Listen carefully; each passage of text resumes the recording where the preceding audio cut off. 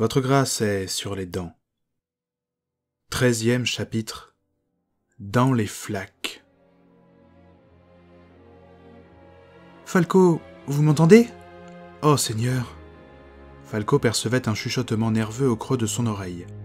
Il avait l'impression d'être allongé. Sa tête le lançait terriblement. Péniblement, il entr'ouvrit les yeux. Rien, hormis les ténèbres. À vrai dire, c'était même à se demander si ses paupières s'étaient bien levées. Falco se tâta méticuleusement. Rien de cassé, et on avait eu la courtoisie de le vêtir. « Vous êtes réveillé ?» La voix lui était familière. Au prix d'une vive douleur dans le crâne et de sévères courbatures, il parvint à se redresser et à tourner la tête vers une belle chevelure rousse et lisse, éclairée par un ray de lumière blafarde qui tombait tristement du plafond. Les ombres et l'obscurité l'empêchaient de distinguer clairement les traits, mais la beauté de la jeune femme ne mentait pas. « Mademoiselle Guénolé ?»« Oh, comme je suis contente de vous entendre !» fit la chercheuse en battant des mains. « Que se passe-t-il ?»« Ce sont les lycanthropes. L'un d'eux m'a capturé alors que j'étais à la Sorbonne. Et vous ?» Falco eut une pensée pour Fedora. De ce qu'il avait vu, il en aurait fallu davantage pour tuer une vampire, surtout un spécimen de sa trempe. Enfin, Dora, la femme de chambre, aurait une bien macabre surprise demain matin en venant faire le ménage. Il fallait espérer que Frossa soit sur le coup et se lance à leur recherche dès que possible. « J'ai été pris de court dans ma chambre d'hôtel, » répondit Falco sans s'attarder à donner plus de détails. « Où sommes-nous ?»« Je n'en ai pas la moindre idée. Ils nous ont peut-être ramenés dans le bois de Boulogne, à moins que nous ne soyons retournés dans les catacombes. Mais il est probable que je me trompe. Dans tous les cas, je ne pense pas que nous soyons dans la tanière. » Olwen eut un regard vers la lumière. « Quoi qu'il en soit, nous devons partir d'ici au plus vite. Falco, ils vont nous tuer pour venger ce que nous leur avons fait la dernière fois. » « Combien de temps avons-nous ?»« Je l'ignore. Je ne sais même pas depuis quand je suis là.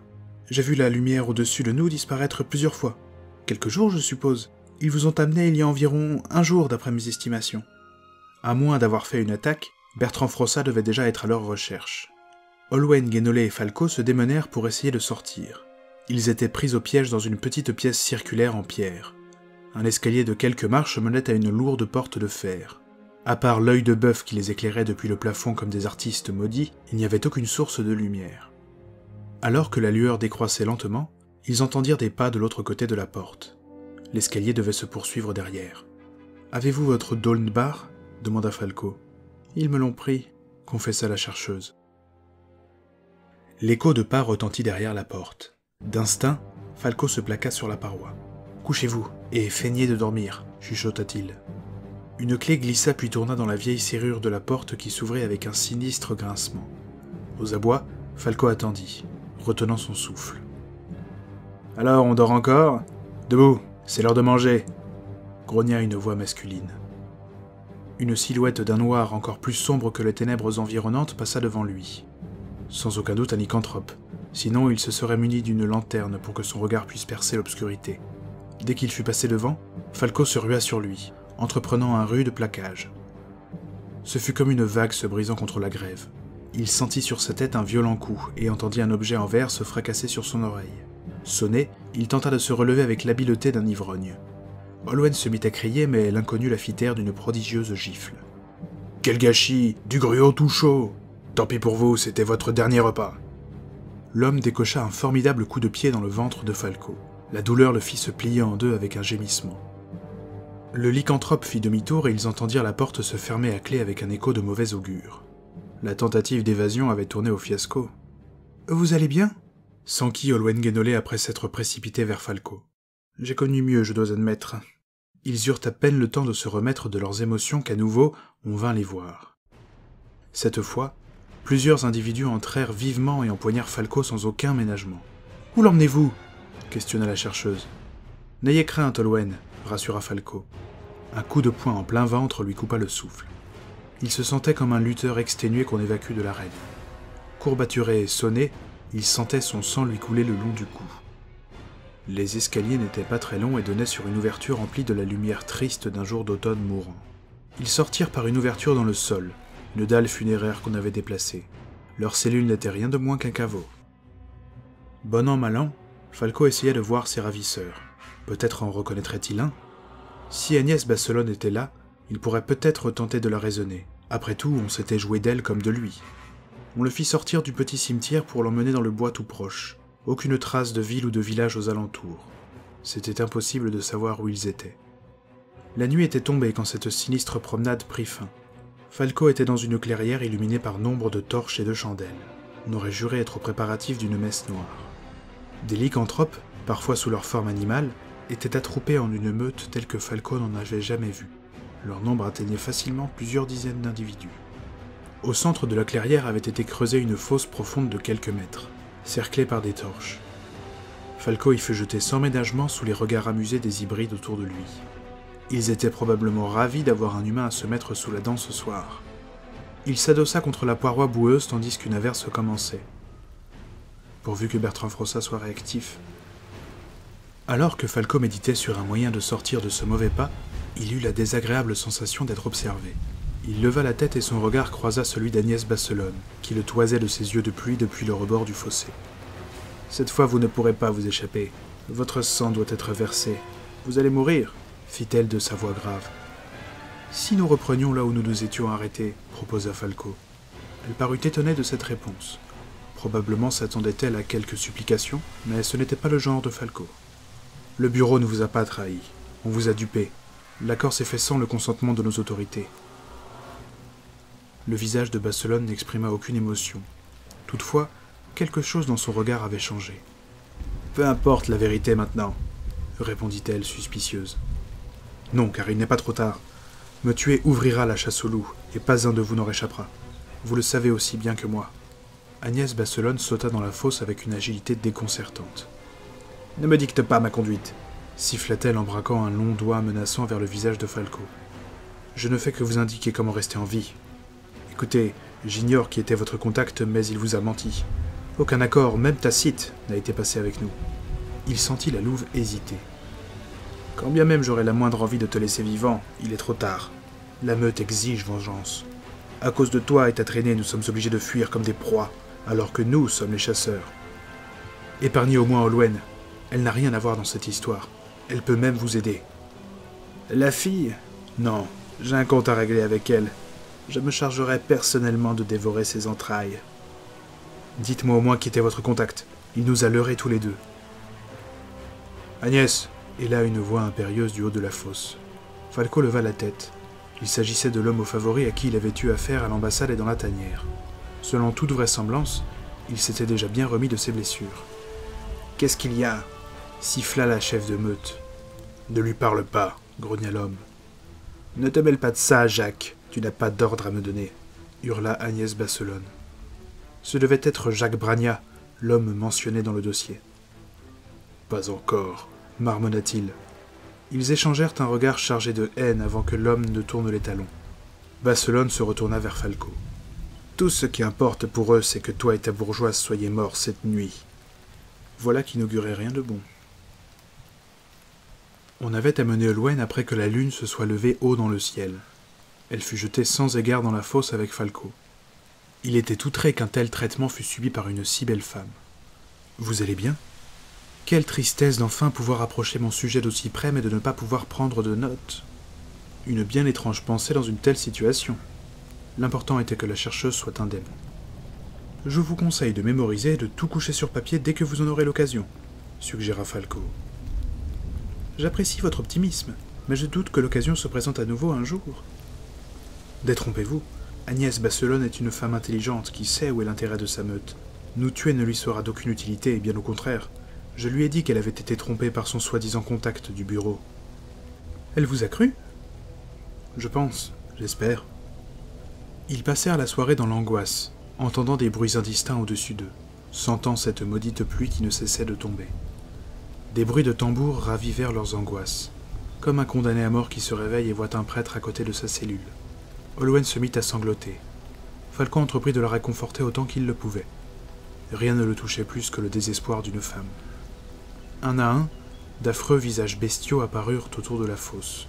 Tous dévisageaient les prisonniers avec une profonde haine nuancée seulement d'un soupçon de moquerie.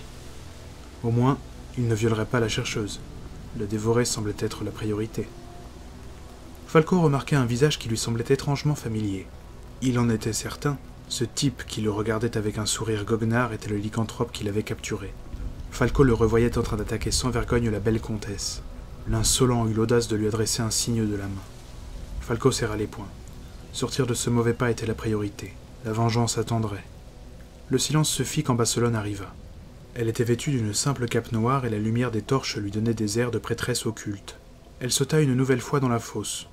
Cette fois-ci, Falco se leva. Quitte à mourir, autant que ce soit debout. Olwen Guénolé l'imita. « Mes frères, mes sœurs, vous voulez la vengeance ?» scanda Agnès Basselone à l'intention de ses ouailles. Des cris affirmatifs fusèrent de toutes parts pour lui répondre. « Tout comme moi. » Elle se tourna vers Falco, tentant de le percer de son regard gris. « Mais cette vengeance ne sera pas accomplie ce soir. » Une vague de murmures surpris parcourut l'assemblée. Falco salua la décision de Basselone d'un hochement de tête, mais restait sur ses gardes.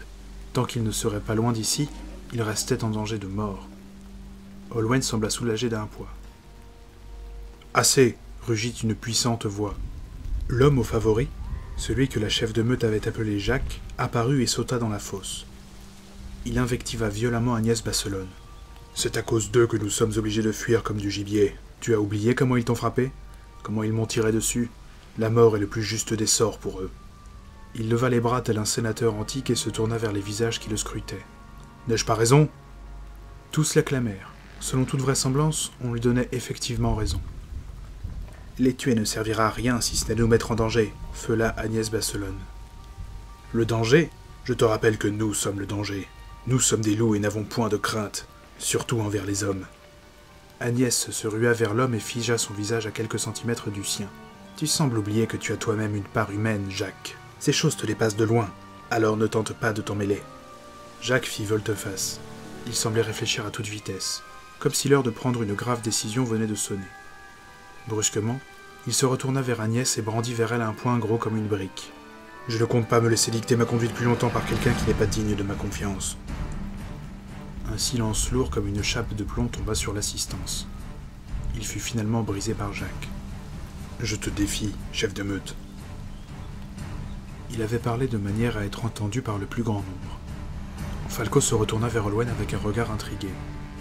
La chercheuse lui confirma ses funestes soupçons. « Elle ne peut pas refuser. » Agnès Basselone regardait son rival avec des yeux remplis de rage. Autour, des hurlements de loups se firent entendre.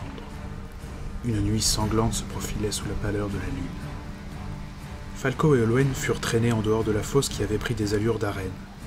Agnès Basselone ne pouvait refuser la provocation de Jacques Bragnard. La situation était dramatique mais simple. Si elle l'emportait, ils avaient une chance de pouvoir s'en tirer. Si le dénommé Jacques gagnait, c'en serait fait d'eux. Ce dernier s'était retiré après son altercation avec Basselone.